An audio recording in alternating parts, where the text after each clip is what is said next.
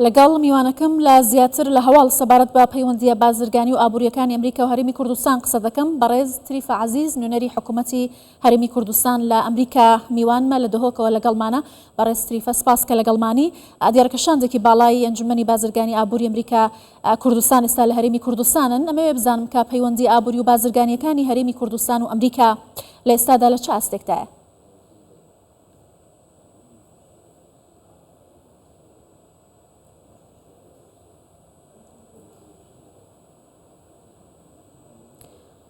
بەڵێ من پرسیارەکەم دووبارە دەکەمەوە سەبارەت بە پەیوەندی ئابووری و بازرگانیەکانی هەرێمی کوردستان ئێستا و پەیوەندیانە لە چ ئاستێکدایە، بە تایبەتی کە 29 بەرهێنەر و بازرگانی گەورە لە ئەنجومەنی ئابووری 29 کۆمپانیا لە ئەنجومەنی ئابووری بازرگانی هەرێمی کوردستان و هەروها ئەمریکا ئێستا لە هەرێمی کوردستانن.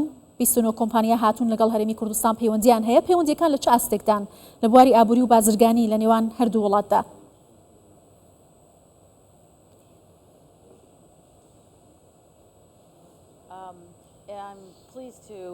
خۆشحاڵم ڕێبگەێنم کە ئێمە نێردەیەکی ئاستپاڵەمان هەیە کۆمپانیاکانی سەرمایە گوزاری و بازرگانی لە هەرێمی کوردستانن.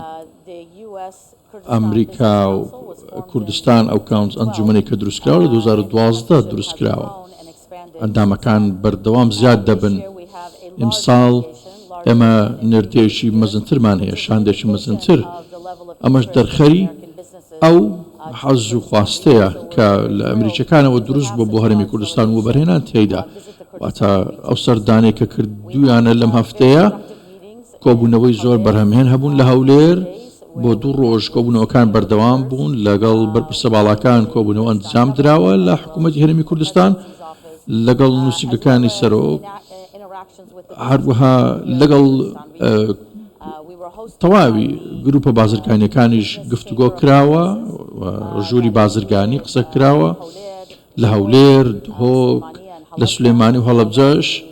ئەمە سەرەڕای بۆردی وەبەرهێنانی کوردستان بەوەی بتوانرێت پەیوەندیەکان بەهێز بکرێن و فراوانتر بکرێن لە نێوان هەردوولا لەلایەنی ئابووری و بەرهێنانیش لە هەرێمی کوردستان. ئەم پەیوەندیانە کاریگەری کردوتە سەر زیادکردنی قەبارەی ئاڵوگۆڕی بازرگانی و بەرهێنان لە نێوان کۆمپانیاکانی ئەمریکا و هەرێمی کوردستان؟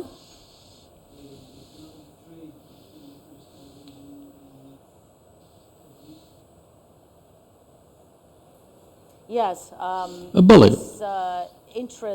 ئەو خواست و ویستەی کە ئێستا حاندەرێکی زۆرە بۆ ئەوەی فراوانخوازی لەولایەن و لایەنی پەیوەندیەکان لەگەڵ کۆمپانیاکان بێتە ئاراوە. ئێمە کۆمپانیای و زەمان هەیە گرنگی بە گاز و نەوت دەدەن لە هەرێمی کوردستان. ئیمساڵ بارستاییەکی مەزنتر و ژمارەیەکی زیاتر لە کۆمپانیاکان گرنگی بە میوانداری، خۆراک، لایەنەکانی دیکەی خزمەتگوزاری لە ناو شاندەکە هەن.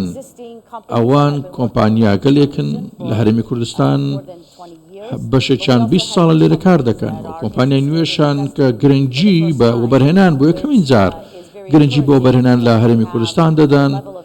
واتە ئاستێکی مەزنە ئەو خواست و ویستی کۆمپانیاکان و پێشینەشان ئەوەیە بۆ ئەوەی زیاتر ئەوان نوێنەرایەتی کۆمپانیەکان و خواستی کۆمپانیەکانی زیاتر ئەمریکا بکەن لە هەرێمی کوردستان. ئێمە لە تەکێک کار دەکەین بە هاوئاهەنگی لەگەڵ لایەنی ئەمریکی بۆ ئەوەی دڵنیابین لە لایەنی بازرگانی و لە لایەنی ئابووری لە هەرێمی کوردستان وەکو بازاڕێکی کراوە بێتە دی بۆ بازاڕی زیاتر و کاری زیاتر. باشە، بوونی ئەم لینکە بەهێزە لە نێوان کۆمپانیا ئەمریکەکان و هەرێمی کوردستان و ڕۆڵی ئەم کۆمپانیایانە لە بەهێزکردنی پەیوەندیەکانی ئەمریکا و هەرێمی کوردستان لە بوارەکانی دیکە و هەروەها بواری ئابووری و وەبەرهێناندا چی دەبێت؟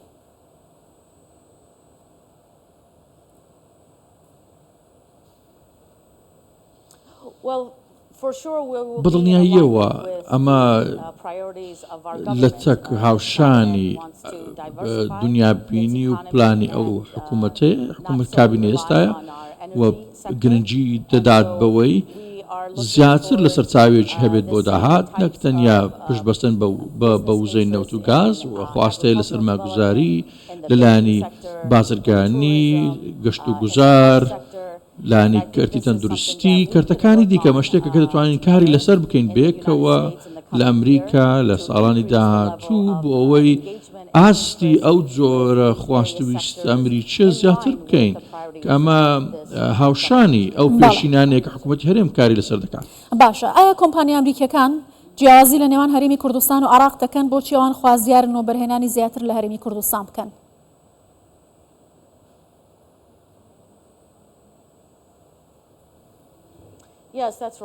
ئەمە ڕاستە.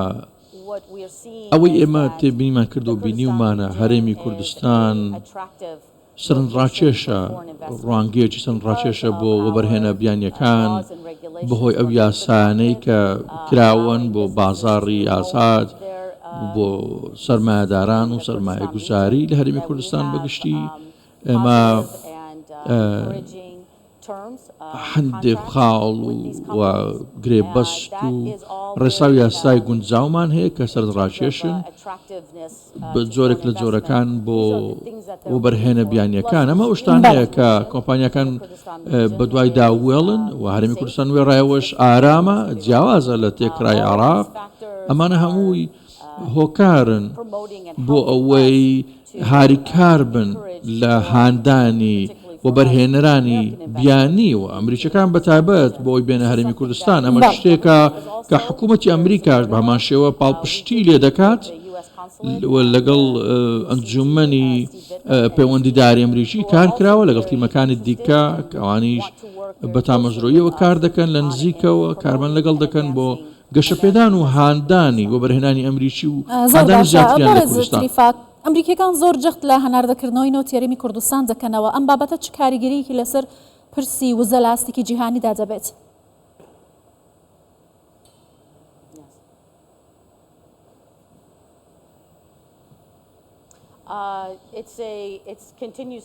ئەمە بەردەوام وەکو ئاستەنگ دێتە بەرچاو و لە هەمان کاتیش دەرفەتێشکە زۆرێک لە کۆمپانیەکانی نەوت کە لە هەرێمی کوردستان کاریان کردووە لە ماوەی 20 ساڵی ڕابردوو بەشێکن لەو شاندەی کە هاتوون گرنگی بە ڕوانین و بۆچوونی لانی حکوومەت دەدەن بەتایبەت پەیوەست بە ناردن و هەناردەکردنی نەوت لە هەرێمی کوردستانەوە ئەوان تامەزرۆن بۆ ئەوەی هاوشانی حکوومەت هەرێم کار بکەن تا هەناردەکردنەوەی نەوت درێژە پێ بدەن و بەردەوامی پێ بدەن چونکە ئەمە تەنها شتێک نییە کارێک نییە تەنها کوردستان لێیدا براوی بەڵکو ئەمە گرنگە بۆ کۆمەلگەی دەوڵەتی و بۆ بازاڕی جیهانی و بۆ لایەنی بەرامبەر و عێراقیش بەتابەت ئەوانەی لە جیهان گرنگی بە نەوت و گاز دەدەن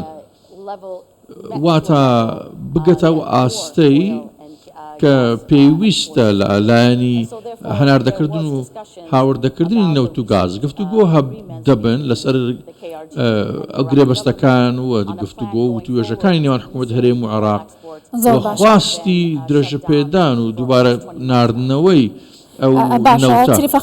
استراتژێتی ئەمریکا لەگەڵ هەرێمی کوردستان استراتژێتێکی درێژخایەنە کورتمەدانیە لە بوارەکانی ئابووری سیاسی و سەربازی ئەوان بەو دیدە لە هەرێمی کوردستان دەڕوانن بۆ داهاتوو؟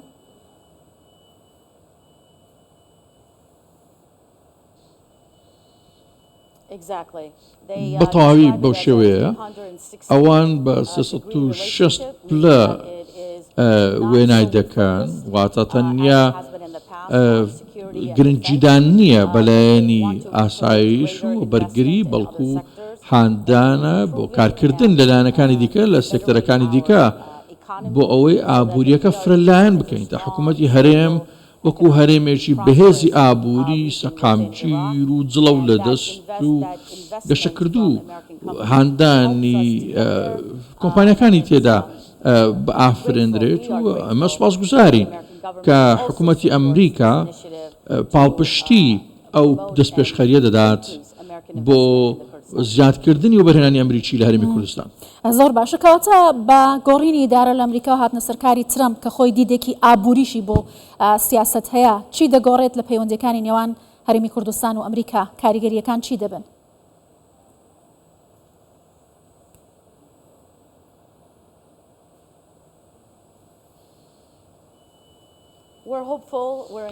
خوازیارین پێمان وایە کە ئەمە کاردانەوەی ئەرێنی لێ دەکەوێتەوە کە ساڵی نوێ لە دەستپێکی ساڵی نوێی دارێن دەست بە کار دەبێت پەیوەندەکان و ئابووری گەشەکردوو دموکراسی زیاتر زیاد ببێت بەگشتی لە جیهان و ئەمە هاوکار بێت بۆ هەرێمی کوردستانیش ئێمە لە نزیکەوە لەگەڵ ئیدارەی نوێ کار دەکەین بۆ لە هاوڵەکان لە کاری پێکەوەی لەوە بەرهێنان لە دەرفەتەکان بێکە و کار بکەین و باوەڕشم وایە کە ئیدارەی نوێ گرنگیەکانی هاوشان دەبن بە هەمان ئامانج و خواستەکانی حکوومەتی هەرێم.